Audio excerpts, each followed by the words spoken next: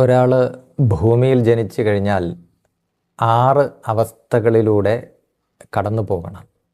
ജനിച്ചു കഴിഞ്ഞാൽ ജനനം എന്നത് ഒരു അവസ്ഥയാണ്.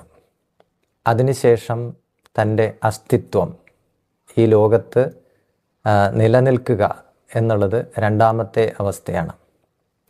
അതിനുശേഷം വളർച്ചയുടെ ഘട്ടം ആരംഭിക്കുകയാണ്. ശരീരം വളരുക, മനസ്സ് വളരുക, ഇന്ദ്രിയങ്ങൾ വളരുക, അങ്ങനെ വിവിധ തരത്തിലുള്ള വളർച്ചയുടെ ഘട്ടമാണ്.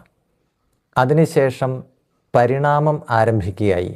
ശൈശവം, ബാല്യം, യൗവനം, കൗമാരം, യൗവനം, വാർദ്ധക്യം, അങ്ങനെ പരിണാമത്തിൻ്റെ ഘട്ടമായി. അപ്പോൾ ജനിച്ചു എന്ന ഒരു ഘട്ടം, അതുപോലെ അസ്തിത്വം, സ്ഥിതി എന്ന രണ്ടാമത്തെ ഘട്ടം, ആ അവസ്ഥ.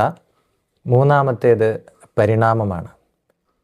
ഇനി അതിനുശേഷം ക്ഷയിച്ചു തുടങ്ങും.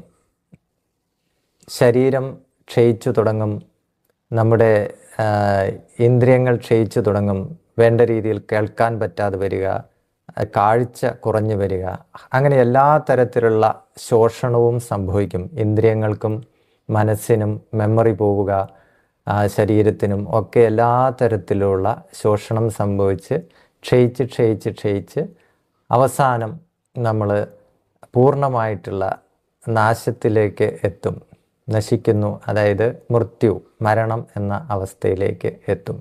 ഇപ്പം ജനനം മുതൽ മരണം വരെ നീണ്ടു നിൽക്കുന്ന ആ ഒരു ജീവിത യാത്രയിൽ ഇത്രയും വ്യത്യസ്തമായിട്ടുള്ള അവസ്ഥകൾ സാധാരണ നിലയ്ക്ക് ഉണ്ട്.